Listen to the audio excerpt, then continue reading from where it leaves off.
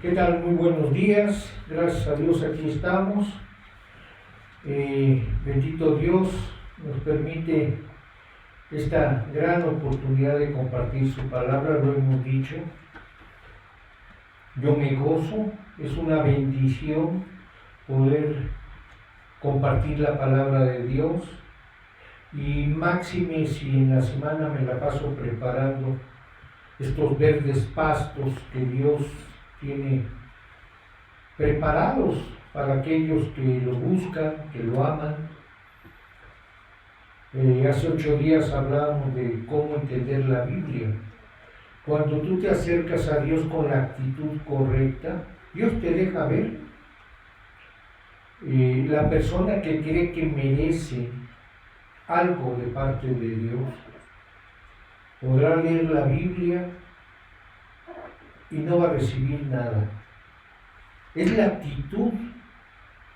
Esto lo puedes observar en toda la gente que se acercó con Jesús. Un día daré una plática de esto porque yo veo que Jesús fue como dicen, como veo doy.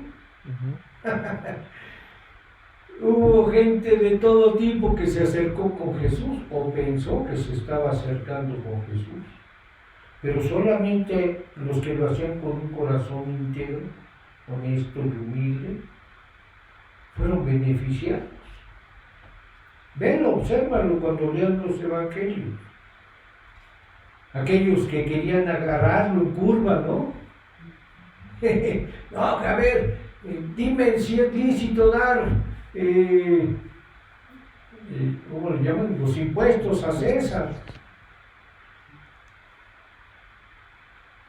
Y Jesús no tenía nada preparado, pero es Dios. Bueno, ¿de quién tiene la imagen y el nombre?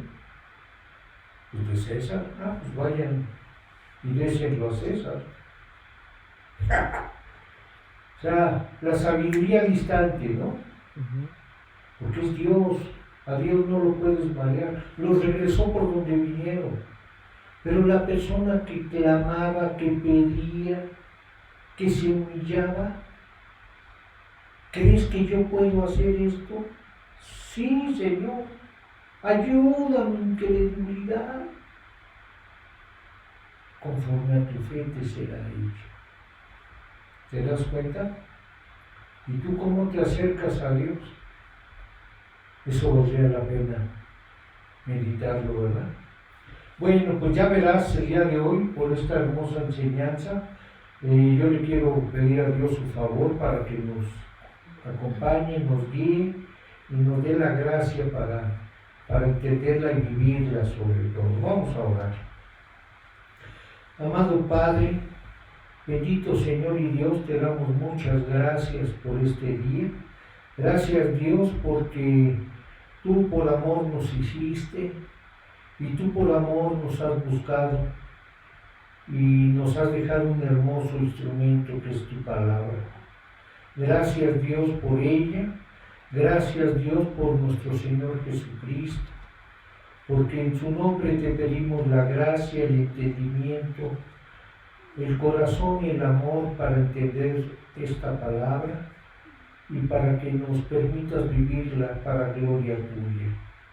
Haz tu trabajo precioso en nuestro corazón para que podamos salir edificados y gozosos con ella. Por Cristo Jesús nuestro Señor, te lo pedimos. Amén. Amén. Bueno, ahora sí, finalmente iniciamos el capítulo 3 de nuestro querido Jonás. Así que vamos a leer del versículo del 1 al 10 del capítulo 3 de Jonás. Bien. Vino palabra de Jehová por segunda vez a Jonás, diciendo: Levántate y ve a Nínive, aquella gran ciudad, y proclama en ella el mensaje que yo te diré. Y se levantó Jonás y fue a Nínive conforme a la palabra de Jehová. Y era Nínive ciudad grande en extremo, de 3 días de camino. Y comenzó Jonás a entrar por la ciudad, camino de un día, y predicaba diciendo: de aquí a 40 días, Nínive será destruida. Y los hombres de Nínive creyeron a Dios, y proclamaron ayuno, y se vistieron de cilicio, desde el mayor hasta el menor de ellos. Y llegó la noticia hasta el rey de Nínive, y se levantó de su silla, se despojó de su vestido, y se cubrió de cilicio, y se sentó sobre ceniza, e hizo proclamar y anunciar en Nínive, por mandato del rey y de sus grandes, diciendo: hombres y animales, bueyes y ovejas, no gusten cosa alguna, no se les dé alimento ni beban agua, sino cúbranse de cilicio hombres y animales, y clamen a Dios fuertemente, y conviértanse cada uno de su mal camino, de la rapiña que hay en sus manos. ¿Quién sabe si se volverá y se arrepentirá Dios, y se apartará del ardor de su ira, y no pereceremos? Y vio Dios lo que hicieron, que se convirtieron de su mal camino, y se arrepintió del mal que había dicho que les haría, y no lo hizo. Así es, Nínive era una ciudad real muy importante. No era la capital política, pero sí era la ciudad donde todos los reyes construían sus palacios.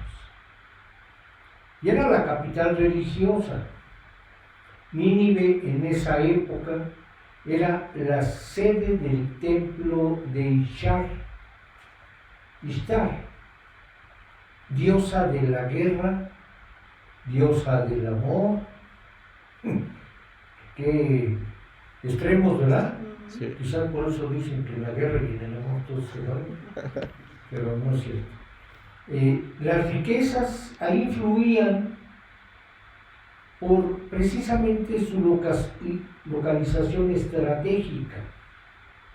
Era una ciudad tremendamente importante. Los asirios, sus habitantes, a su vez eran famosos y, sin quererlos aterrorizar, eran terribles. Era un pueblo verdaderamente despiadado. Cuando Siria invadía otra ciudad, a los niños los despellejaban, a las mujeres se empalaban, cortaban la lengua a los prisioneros. En fin, ser invadido por Asiria era la peor pesadilla que podías vivir. Y ese poder, el realizar esas invasiones, salían de esta ciudad.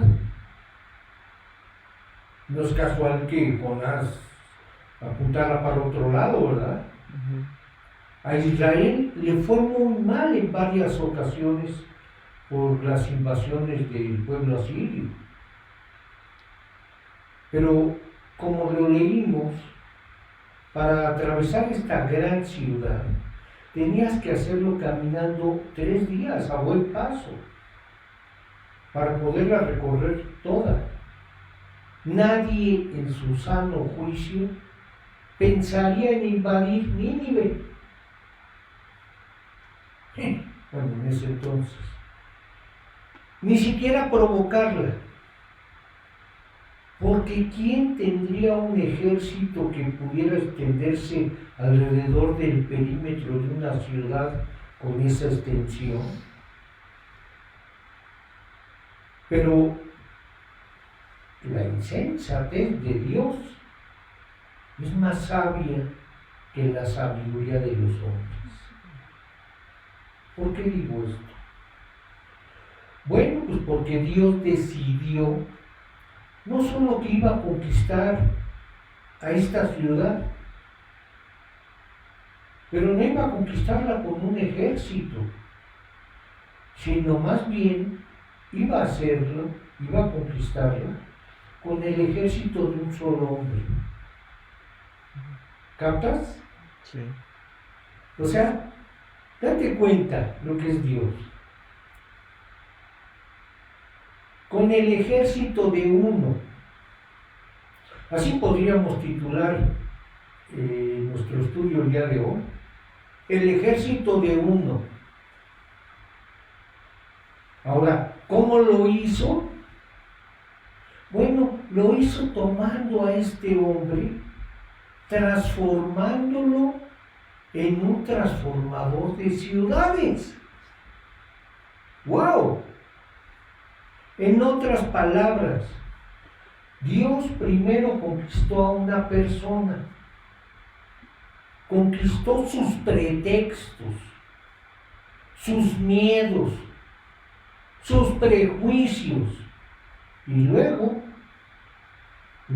transformándolo, entonces pudo saquear una de las más grandes ciudades del mundo antiguo hasta ese momento.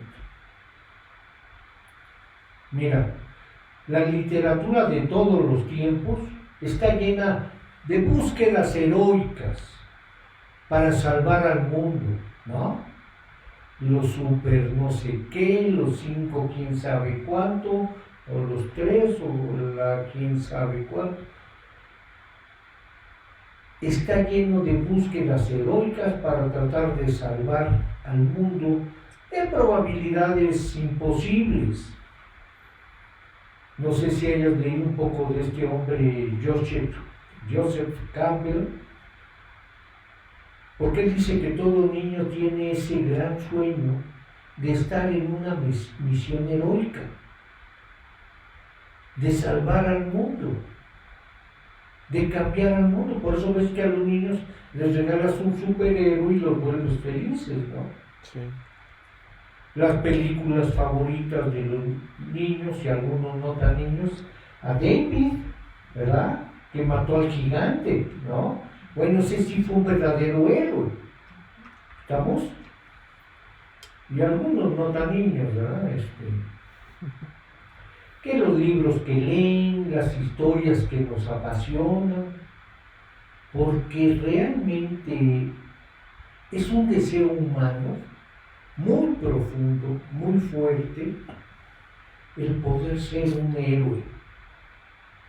El poder ser un héroe que eventualmente se va a manifestar, obviamente, en nuestras vidas adultas, aun cuando nuestro cinismo nos impida reconocerlo. Pero se va transformando en nuestra forma de interactuar con la sociedad. Algunos se van a la política queriendo hacer cambios, ¿no? Aquellos de nosotros que nos tocó vivir, por ejemplo, en los 60s, 70s, la prehistoria, ¿verdad? Recordamos las frases de aquel movimiento hippie, ¿no? Aquello de amor y paz, ¿verdad? Sí. Y que la libertad, y que rompamos con todas las reglas, y vamos a desafiar a la autoridad y a cambiar al mundo. ¿Por qué todo esto? Pues porque todos anhelamos una misión heroica. Una misión de cambiar, por lo menos a nuestro entorno inmediato. Pero déjame decirte algo. Hoy todo eso ha cambiado. Hoy hay un profundo cinismo sobre la capacidad de cambiar cualquier cosa. Esta ciudad, nuestro país. Mira, hay una escritora, una socióloga cristiana, que dijo: el pecado de nuestro tiempo ahora no es el materialismo hambriento de poder, que sí lo fue en otro tiempo. ¿Qué es lo que te dicen los liberales, no? Ay, no, esos conservadores. Bueno, tampoco es el espíritu permisivo de anarquía, sino más bien, ella dice, el pecado de nuestra época es el pecado de no creer en nada. Ese es el problema. El pecado de hoy es el pecado que no crees en nada ni en nadie. No se preocupa de nada, no interfiere en nada y por lo tanto no disfruta nada.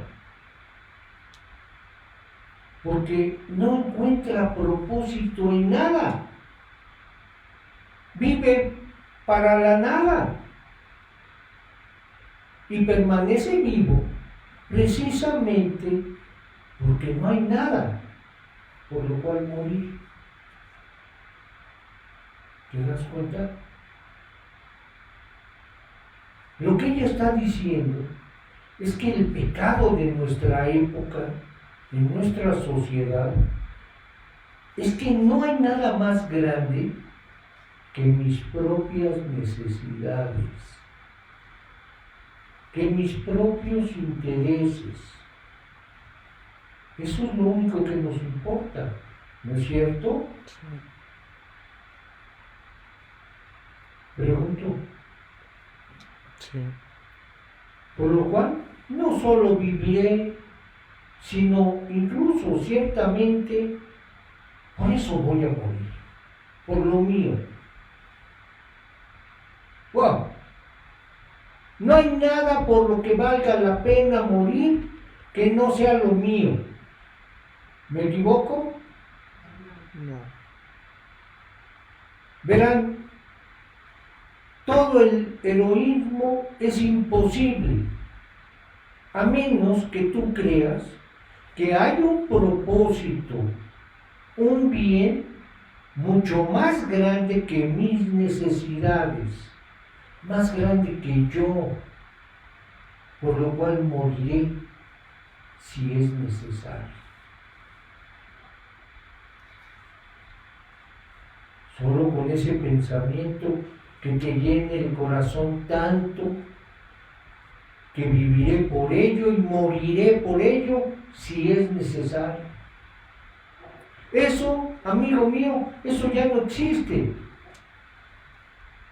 Ya no es posible el heroísmo. Solamente en la mente de los que hacen caricaturas, ¿no? A menos que tú creas que tú formas parte de un plan más grande que tu plan individual. Que tú vivas por algo que está por encima de ti y que es más grande que tú. Pero ese tipo de convicción, créeme que ha desaparecido de nuestra sociedad y de nuestra época. La ironía es que cuando yo no veo nada que sea más grande que yo, que mis propias ideas, que mis propios deseos y mis expectativas, yo me voy a sentir cada vez más pequeño y más insatisfecho. Porque si vivo para mí, yo me voy a sentir insignificante. Porque no le estoy haciendo bien a nadie. No estoy tocando ninguna otra vida. No estoy cambiando nada. Podría morir y nadie me echaría de menos en este mundo, porque no estoy causando ningún impacto en mi entorno, mucho menos en mi familia, ni en mi sociedad. Mirémonos unos a otros. ¿sí? Todos tenemos una conciencia, ¿no? Sí, cuando llega la colecta de la Cruz Roja, pues sacas unas moneditas y quizás algunos en un alarde haríamos un poco de trabajo voluntario, ¿no? Y no está mal, pero la verdadera pregunta que Dios nos plantea en la Biblia es: ¿hay algo que esté apoderándose de tu vida? ¿Una causa a la que estés sirviendo? ¿Algo que se apoderó de tu vida por lo cual morirías? Y piensas: si vivo de acuerdo a esto, ¿esto puede cambiar al mundo? Pero amigo, si no tienes nada así, encontrarás que tu corazón se va marchitando, se va secando, haciéndose más chiquito. Porque todos fuimos creados para algo más que eso, que lo nuestro. Los creyentes, los verdaderos creyentes, son los únicos radicales que quedan. Ya no hay más. Bueno, si llegamos a vivir como debe vivir un buen creyente, claro. Pero solo los creyentes podemos serlo. Un creyente sabe que el reino de Dios está en camino.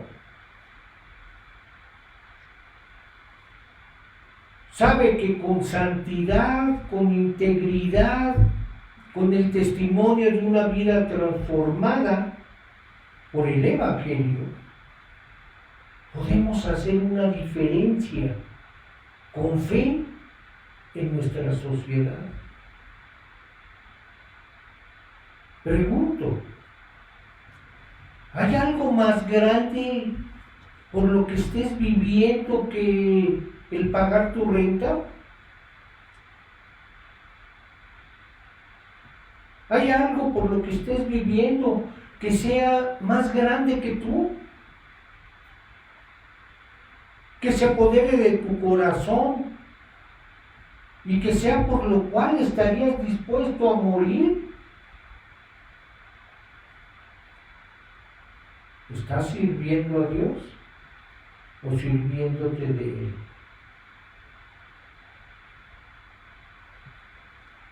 ¿Eres acaso un ejército de humo?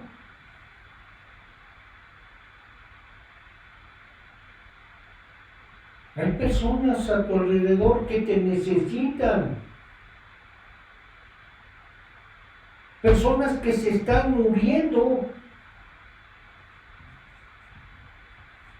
que necesitan ver cómo Dios transforma una vida y la redirige. ¿Cómo puedes volverte un ejército de humo? Bueno, hay 4 cosas que Dios hizo con Jonás, por lo cual Jonás, que también era un egoísta, ¿no?, se convirtió en un ejército de uno. 4 cosas que vamos a ver así de rapidito, ¿sí? Así que mucha atención. La primera es la gracia persistente de Dios. La gracia persistente de Dios te convierte en un ejército de uno. Número 2, el llamado de Dios te convierte también en el ejército de uno. Tercero, la estrategia de Dios. Y cuarto y último, el poder de Dios. Vamos con el primero, con la gracia persistente. No es la gracia normal de la que hemos estado hablando, es la gracia persistente. Dios se vuelve a Jonás y le dice: Jonás, estoy listo para enviarte a Nínive.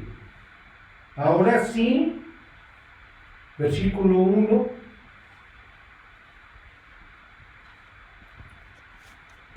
Vino palabra de Jehová por segunda vez a Jonás diciendo: Levántate y ve a Nínive, aquella gran ciudad, y proclama en ella el mensaje que yo te diré.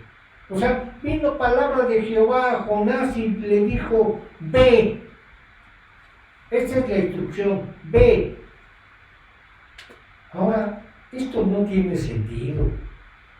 Digo, cuando tú te metes en la lectura, Jonás le acaba de fallar olímpicamente a Dios, ¿no? Le dijo: vete para acá, y se fue para el otro lado. Hacerle eso a Dios, digo, yo sé que sí sabes.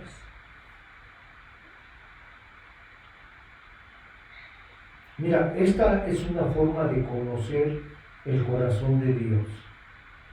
¿Acaso tú tomarías a un oficial que acaba de ser juzgado en una corte marcial por desacato? ¿Lo tomarías e inmediatamente le darías el mando de tu batalla más importante? No. No, pues no.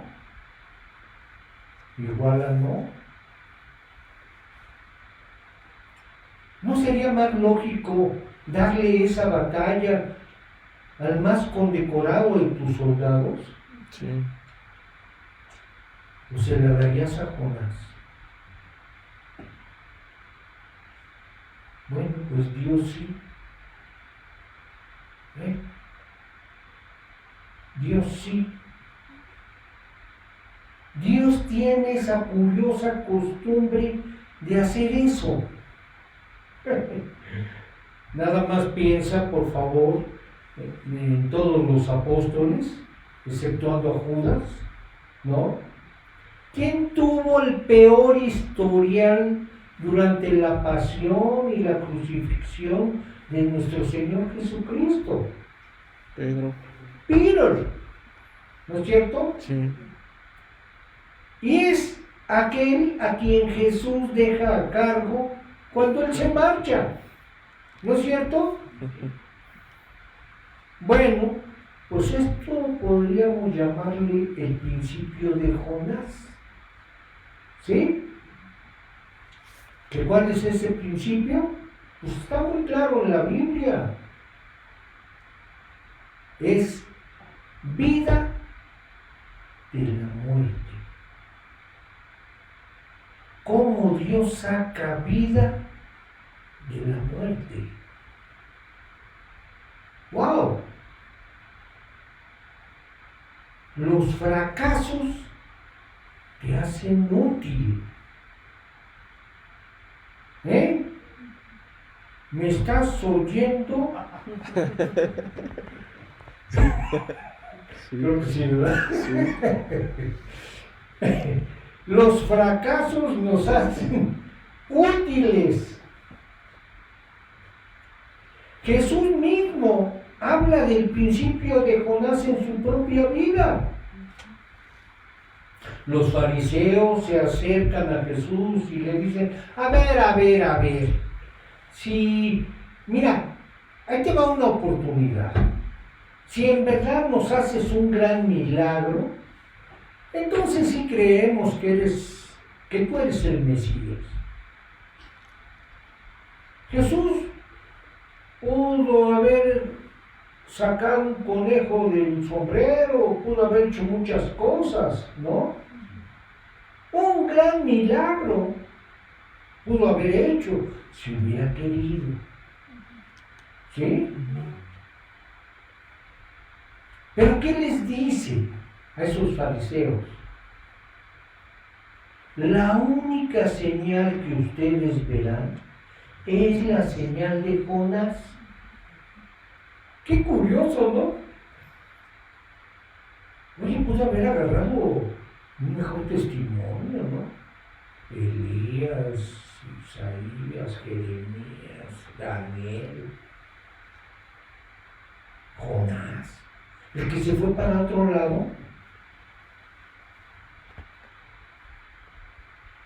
Sí, él les dijo, como Jonás estuvo en la panza del pez 3 días y 3 noches, así estará el Hijo del Hombre en el corazón de la tierra 3 días y 3 noches. Ahí está en Mateo 12:39. Bueno, ¿qué significa eso? ¿Por qué no hizo mejor un milagro? Se los quitaba. ¿No? Lo pudo haber hecho, claro. Crear una tormenta, que cayeran codornices del cielo, o palomitas, ¿no? Lo que fuera. Ojo, la respuesta de Jesús dice, ustedes sabrán quién soy yo, no a través de mi fortaleza, sino a través de mi debilidad.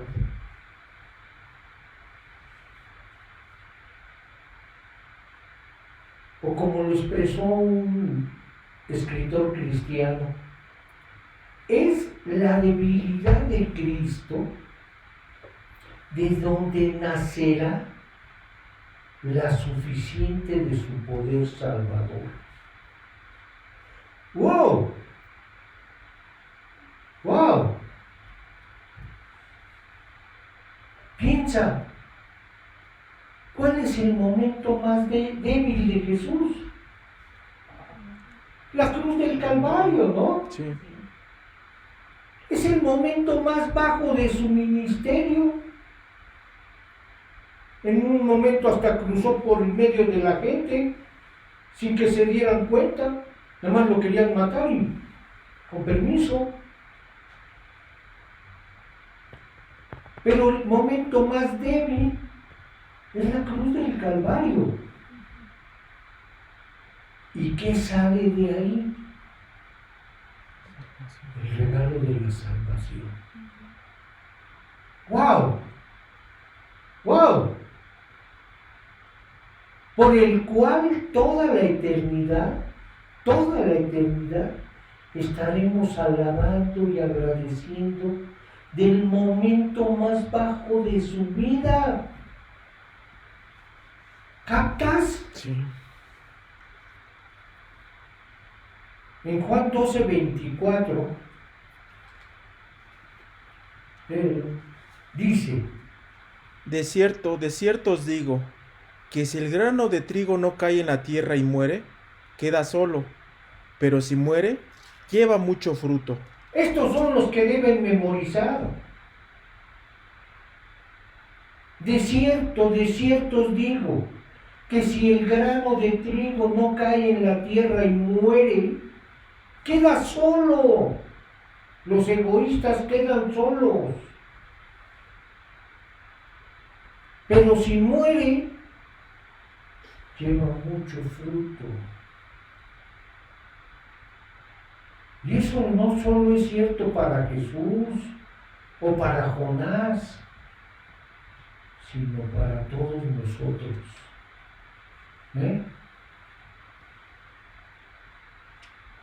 El fracaso, el sufrimiento en nuestras vidas te hacen útil. Así es la obra de Dios. ¡Wow! Es común decirle a Dios, Dios, ya estoy listo para servirte. Conozco creyentes que levantan una oración, Señor, úsame. poderosamente. ¿Y sabes qué es lo primero que Dios hace con una persona así? Dios la mete al campo de entrenamiento, en donde lo único que hay son problemas. Problemas. ¡No, Dios! ¿Qué? ¡Sácame de aquí! Pues no, que querías servirme. No, pues luego se da una cuenta, ¿verdad? Ay, Dios. Yo les he compartido a algunos que a los 15 días que recibo a Cristo, Dios me da un trabajo porque tenía 2 años sin trabajar. No por flojo, sino bueno, Dios trabajando. El que trabajaba era Dios conmigo, ¿verdad? Y por ese quebrantamiento recibo a Cristo. Y lo primero que le pido es trabajo, me lo concede y entro, y puro problema en el trabajo. Bendito Dios. Ahí yo vi a Dios. Pero ¿por qué sí lo pude hacer? Cuando a otros lo meten en problemas, lo primero que pasa es que sale huyendo. Porque se requiere fe, nada más. De la buena, claro. ¿Sí? Y esa fe, más los problemas, me llevaron a ver a Dios. Y yo sí he visto su mano en mi vida.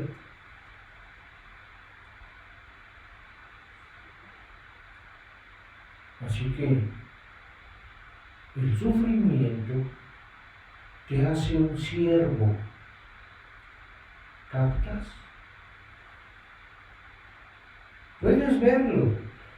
Incluso mira lo que sucede en nuestra sociedad.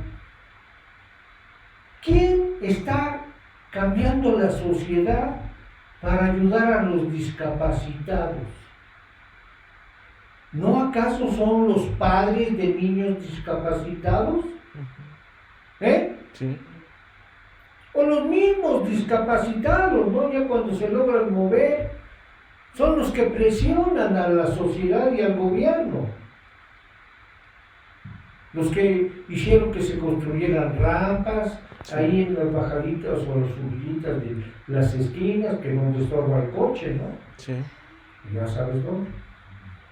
¿Quién está cambiando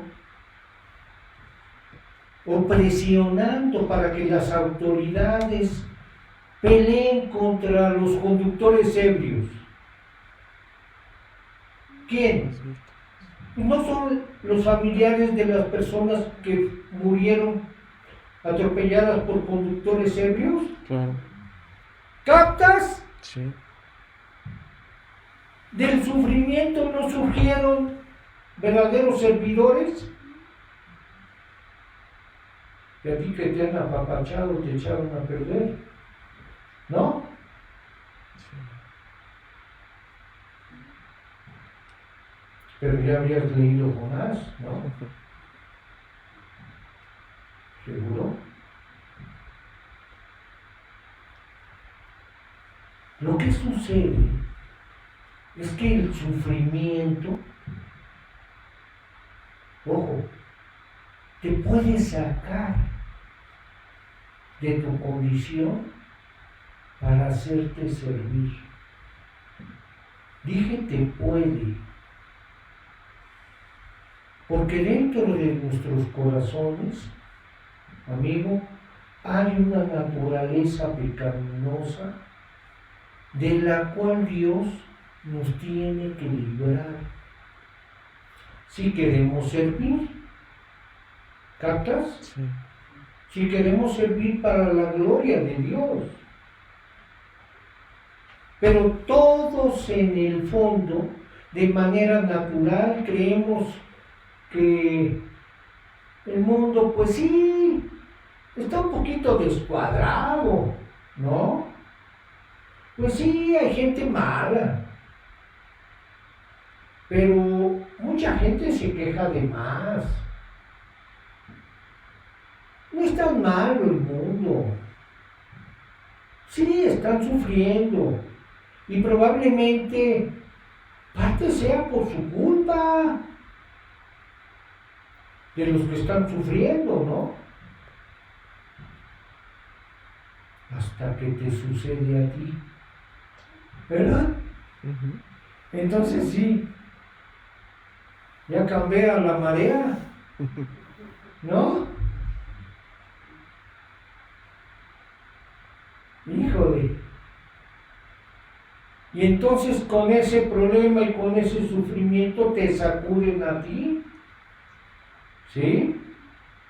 Y se necesita sufrimiento y fracasos para hacernos verdaderos siervos. Porque no se trata de agarrar una escobita y yo le barro, pastor. Eso no es servir a Dios. ¿Me explico? Sí. Deja que Dios limpie tu vida, que barra en tu corazón. Y que aprendas a obedecer.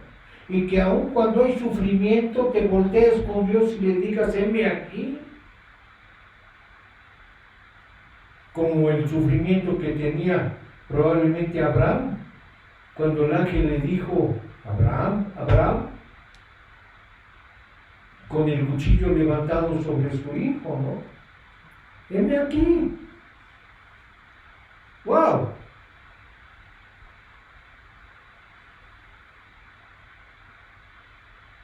Para que aprendamos a servir, también se necesitan problemas, fracasos, para humillarnos, para que no mires por encima del hombro a los demás. El sufrimiento nos hace accesibles. ¿Lo eres? Y eso es algo grande para ser efectivo en la vida de los demás. No vas a ser bueno para nadie, ni cambiar a las personas, ni ser un transformador de tu entorno, de tu ciudad, de tu familia, hasta que no seas humilde. ¿Acaso ya?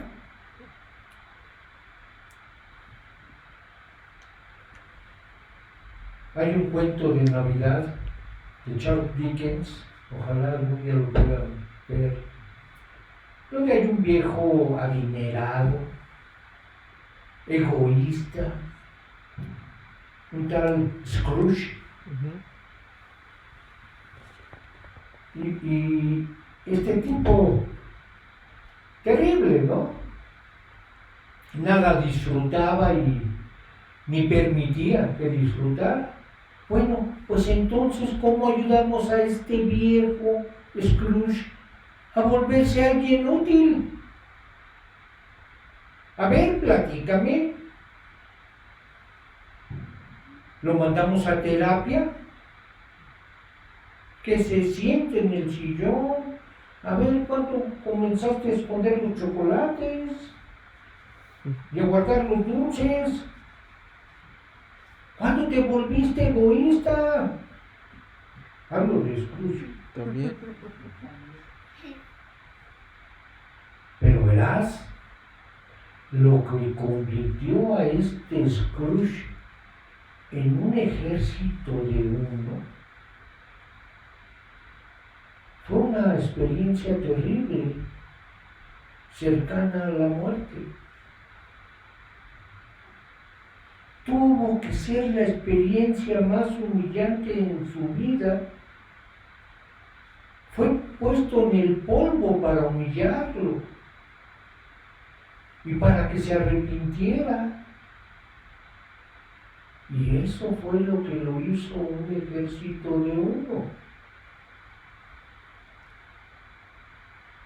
El fracaso y el sufrimiento te hacen un siervo, te hacen humilde.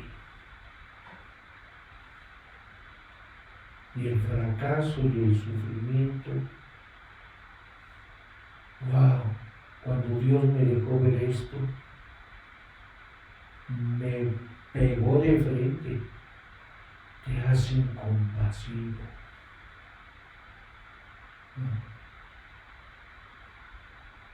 Cuando tú has pasado por fracasos y sufrimiento, tienes la gran oportunidad de volverte compasivo, auténtico. Y puedes verlo otra vez esto a nivel humano. Oía yo de una persona que tenía que ir al médico, ¿no? Le tenían que hacer unos estudios muy desagradables. Le inyectaban bario en el sistema digestivo inferior. Lo acostaban en la plancha de las radiografías, ¿sí? Y lo volteaban como si estuviera en la carnicería. Así como vaca. Y todo el día le decía, ¡muévase! Pues no me puedo mover. Realmente sufriendo. Y un día, un doctor que era muy amable, hizo todo lo posible porque este tratamiento que él recibía fuera lo más delicado posible y dulce. Tanto que el mismo paciente se volteó y le dijo, oiga doctor, me encanta el trato que tiene usted con sus pacientes. Y el doctor le dijo, es que el año pasado me tocó a mí lo mismo.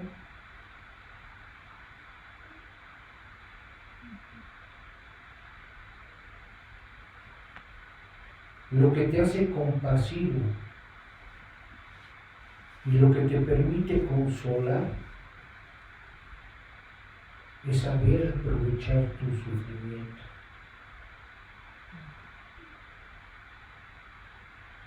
Ahora, aquí está la explicación de algo muy importante. Amigos, no podemos ser pasivos ante el sufrimiento y los problemas que llegan a nuestra vida. Si han pasado por fracasos o si están pasando por algo doloroso, por algún tipo de sufrimiento, no piensen que eso automáticamente los convierte en un ejército de uno. No, de ninguna manera. Porque verán, el sufrimiento y los fracasos solo te convertirán en un transformador de tu mundo si tú permites que los problemas te saquen de ti mismo, te saquen de verte como la víctima. Tortilla que muchos no pueden voltear nunca. ¿Me explico? Sí. Se quedan en el, ay, pobrecito de mí, ¿cómo he sufrido? Somos egoístas, personalistas, y el sufrimiento te hará más absorto en ti mismo y lleno de autocompasión. Véanme a mí. Y a menos que tú aprendas a salir de ti mismo, no puedes servir a Dios. Un problema nunca te deja donde estabas. Apréndetelo. No puedes quedarte nunca donde estabas. Cada problema que enfrentes te hará una persona mucho mejor o una persona mucho peor.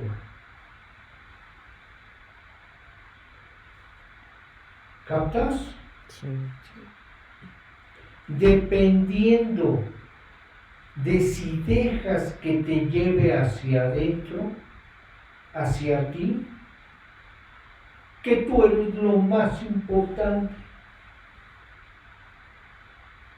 Conozco gente que te puede platicar experiencias y verdaderamente es un tiempo de la egoteca, ¿no? De vean lo que he sufrido y la forma en que he aguantado. Amigo, eso no es lo importante. A Dios le encanta usar a los fracasados, a los que sufren. Pero más te vale tener mucho cuidado, porque depende de ti, de lo que tu sufrimiento te haga. ¿Alguien aquí piensa que es un gran fracasado para que Dios lo pueda usar poderosamente?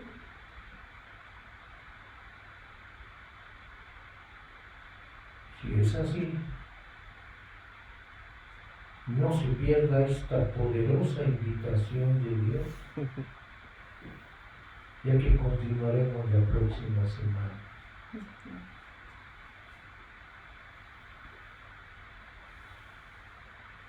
¿Estamos? Sí, pastor. Vamos a darle gracias a Dios. Amado Padre, bendito Señor y Dios,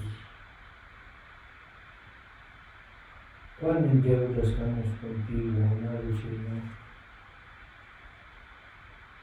y cuán duros y egoístas nos ha vuelto este mundo, pero nosotros lo hemos permitido y somos los culpables. Padre Santo, te queremos agradecer tu preciosa palabra, porque solo tú puedes sacar vida de la muerte, gozo del sufrimiento. Gracias, bendito Dios, porque fue lo que hiciste en Jesucristo tu Hijo. Gracias por esta hermosa enseñanza.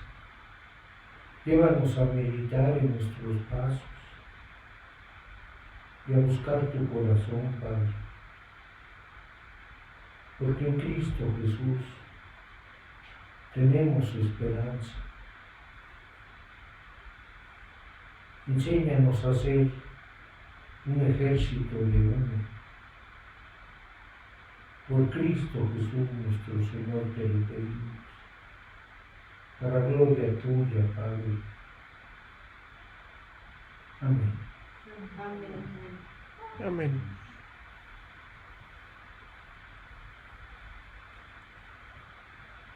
Bueno, pues ahí tiene usted. Gracias a Dios.